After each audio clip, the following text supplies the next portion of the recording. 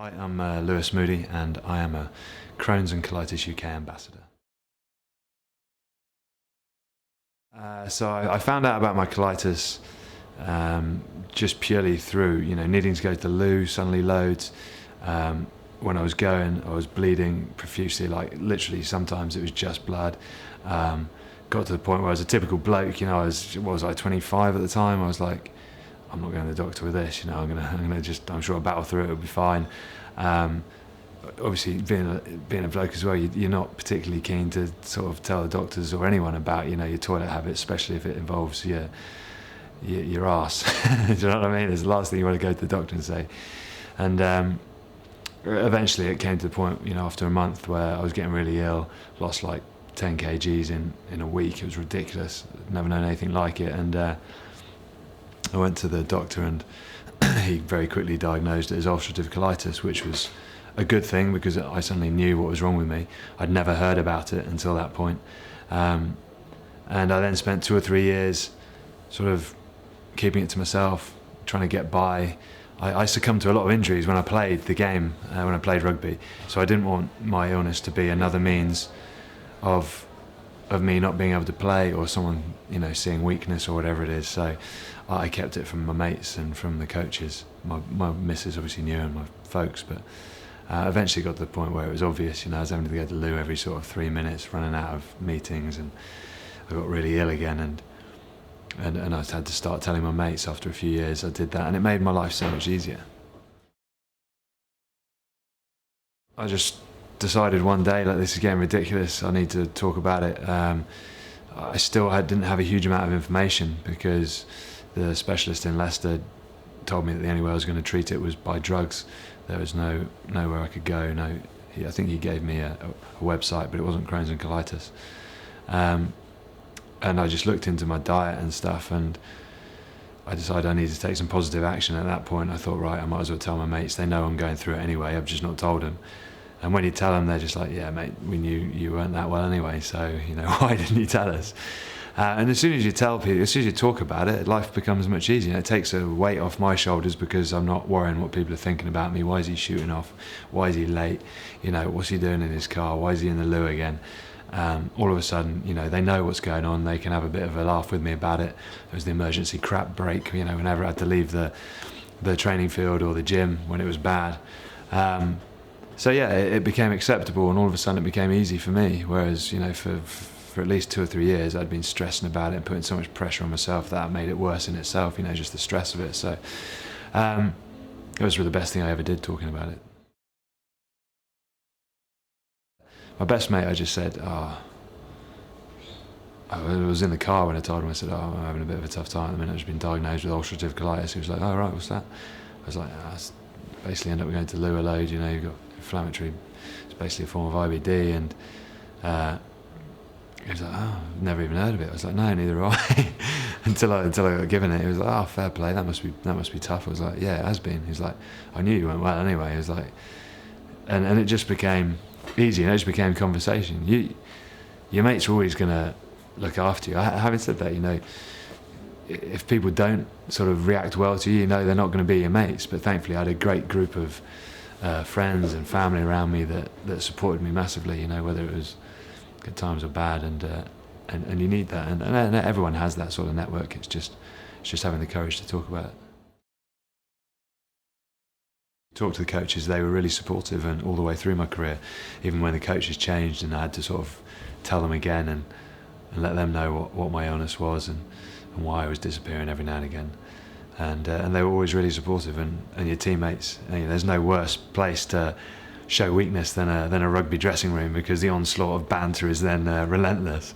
But in certain situations you can't be in a better environment to have the support of your teammates. They appreciate what's tough and what's not, and sometimes when you can have a joke about it, it lightens everything, doesn't it? So it made it much easier for me. But yeah, I was always very lucky to be well supported by my employers. Well, I didn't talk about my colitis until I wrote my autobiography, which was almost a year ago now. So the public knew of my illness was 2011, and then the media then had an interest. After I came out, Darren Fletcher then told everyone that he had the same illness, so I was then called upon to talk about it on his behalf almost, because he didn't.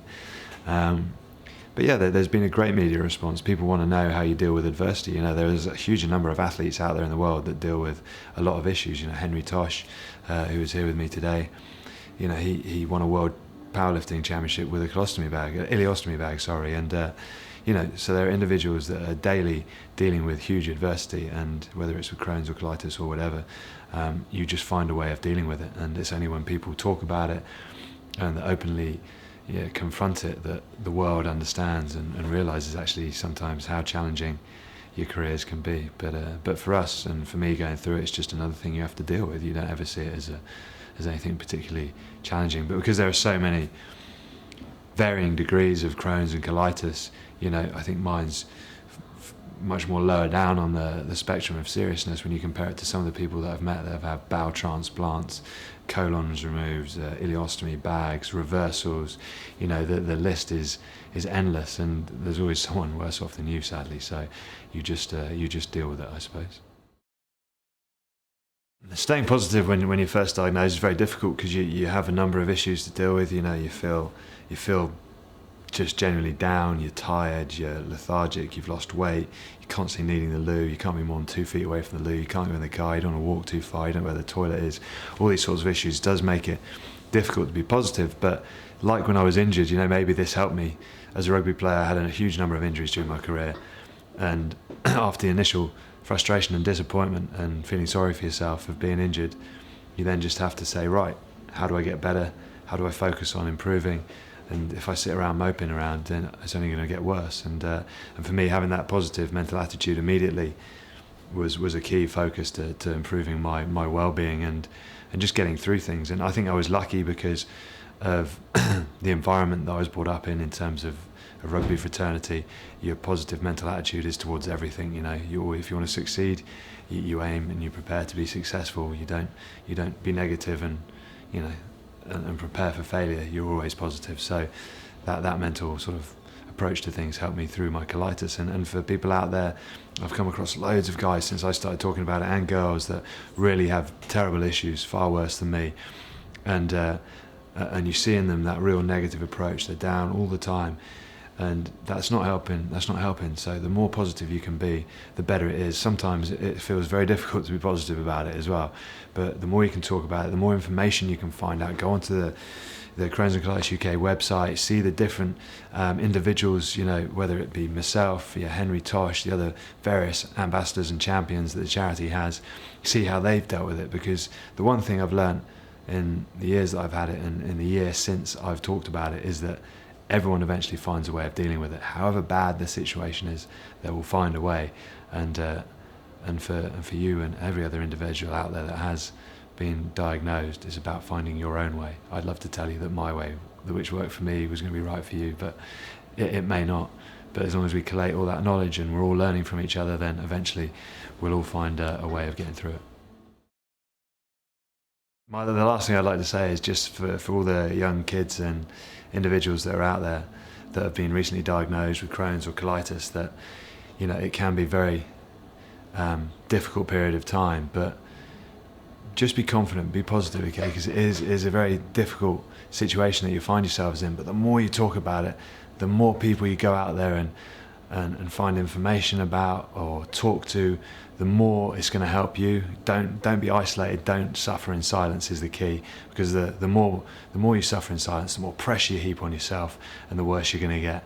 Go out there, talk to people, even if it's just your mates and your family. The more people know, the easier it will be on you, and the more people are going to want to help you find out as much information as possible to help you deal with it. That's the one bit of advice that I always want to get across to anyone that I ever have the chance to talk to.